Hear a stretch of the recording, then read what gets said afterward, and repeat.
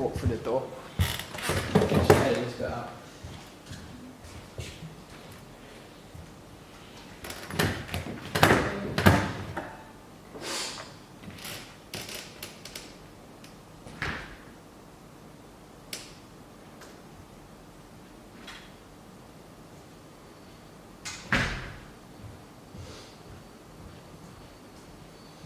Hello, my name is Dawson. I'll be doing a monologue from Cressida as the character of Honey.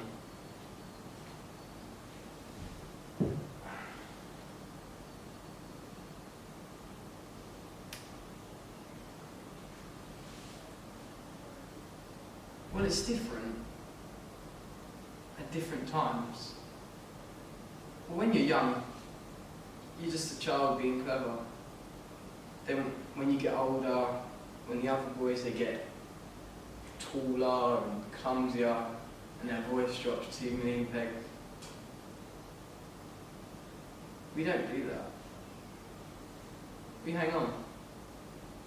We just do. It's like when a baby falls down a well and you've got his foot in your hand and you don't let go. So you're not exactly one thing, you're more half man, half boy, and that's when you know you can really do it. It's amazing. It's like flying. It's like finding that wings are finally sprung from your shoulders. You step on stage, and everything happens like it's meant to, because you live in sort of a stolen time that they can't get to, even through you, and it could disappear at any moment. You're like a soldier on the eve of battle, and any night could be your last. And everyone wants to be that special person on that special night. Thank you. So, the character you're playing is Honey, yeah? Yes. So, what is Honey's intention behind this monologue? Like, what's he talking about? So he's talking to Stefan, which is his friend. They broke into a theatre, so he's talking to Stefan, and he's sort of explaining what it is to be an actor to him, what it is to be in this industry, because Honey primarily plays a woman because women can play in the 1800s, sort of before them times. So what he does is he explains to him his sort of sexuality and how him in the acting world is different at different times, what it's like when he's younger, and he's sort of kept that childlike innocence. But towards the end of the play, we see him shave all his hair and grow a beard, so he's sort of embracing his masculinity. Okay. So is this a contemporary or classical? This is a contemporary play written classically. Okay, understand. So, with preparation, what did you do to find the character or to find his emotion? To find his emotion? I sort of just try to use trigger points, so curiosity, actually try and find genuine curiosity in sort of what he's saying. He's sort of lost in his words, so he's sort of meandering around the subject for him to finally get into the real stuff. So he sort of meanders around the question, sort of not knowing how to answer it, and then towards the end he sort of says, You're just like a soldier in the eve of battle. You can just disappear at any moment. All acting is sort of like you're on stage and you're off. It's finished. Yeah. It's all like a sort of stolen time. That Okay. sort of. So trying to sugarcoat the reality. Yeah. And then by the end of the monologue he comes around. Yeah, he comes around to it all. To the reality. Okay. So for you, relating personally to this, do you feel that your opinion is the same? With him? Yeah, I sort of get a sense of his description on how it is to be an actor. I sort of took his inspiration and sort of embedded my own little bits to it. How I see the acting world. I see it as a release of stress and energy into the world to actually put on a performance, where he sort of sees it as his own sort of redemption into sort of the time where you couldn't be a woman outside, wherever the world sees them differently. So, I'd say the way that you delivered the monologue, you talk in a mellow attitude. However, the topic that he's trying to tackle is the fact that women in acting, is that it, or just the power of enacting enacting as? Okay, so with that, do you feel that was that your intent to make it mellow, or would you like to have more passion in what you're saying, or is it more, as it's him talking to a friend, this is a topic that means something to me, but I'd like to talk in a calm manner? Yeah.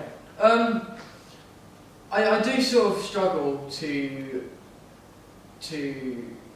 find any emotion. I find that I have to sort of put more into it than it needs to be. Okay. So I've been trying to work out some Grotowski techniques, sort of getting my body in tune with my sort of spirit, sort of less. Yeah. So yeah. So with Grotowski, for that, for you, it would be sort of sit down, close your eyes, and you say he's trying to question curiosity, or curiosity is present. To put yourself in a scenario where it stimulates your curiosity. So, say with how we did, or how it was done, there's a key in this room. If you don't find it in a minute, you're going to get killed, and that's stimulated fear. For you, there could be, not so much fear, because it doesn't seem like he's fearful in this monologue, but more the curiosity is to stimulate where is the key, if you know what I'm saying. Yeah. So that it would be the way of doing Grotowski. So maybe trying to do the key element but in a different scenario, or the other, another different way is to do Stanislavski way and talk about perhaps your experience in acting and how you're looking for new elements within acting. Because you don't necessarily know whether you want to be a pure actor or, as you say, that you might want to be, you refer to yourself more as an artist now, because you're more interested in like directing and other aspects, you know what I mean? Like, you came here thinking it was pure acting and now you're unsure. So maybe your curiosity could even be you trying to talk yourself through that, being like, what am I actually looking for? Will anyone care if I do make stuff? Is what I'm making good? Is what I'm making valuable? That is your curiosity, that is asking yourself questions. So if you tried, maybe at the start of the monologue, having a talk to yourself, trying to work out where you are in yourself and where you believe you should go, and then from that lead onto the monologue with that under emotion still present. Yeah. Make sense? Yeah? Yeah. Yeah? Yeah, okay. I'll do it again.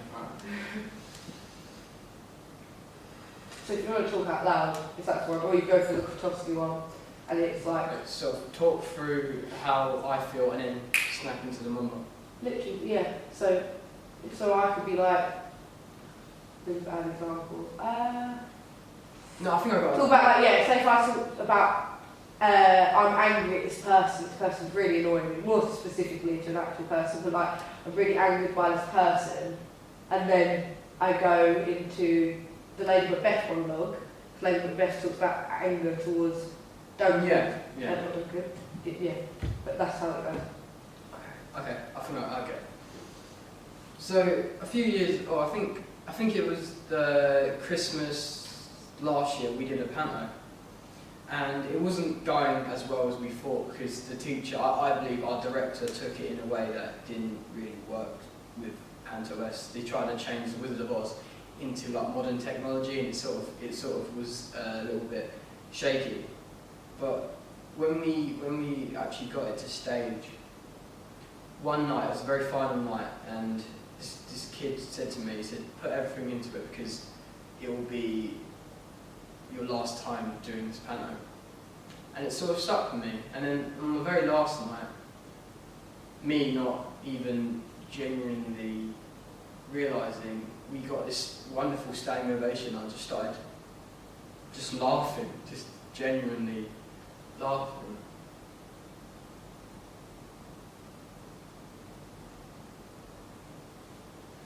Well, it's different at different times. When you're young, you're just a child being clever. Then when you get older, when the other boys, they get taller and clumsier, and their voice drops 2 million pegs. We don't do that. We hang on. We just do. It's like when a baby falls down the well, and you've got his foot in your hand, and you don't let go. So you're not exactly one thing, you're more half man, half boy, and that's when you know you can really do it. It's amazing. It's like flying. It's like finding that wings have finally sprung from your shoulders and you step on stage and everything happens like it's meant to. Because you live in sort of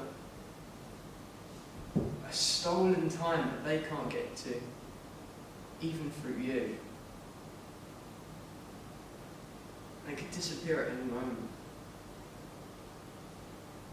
You're like a soldier on the eve of battle. And any night could be your last. And everyone wants to be that special person on that special night. Thank you. Thank you. Cheers.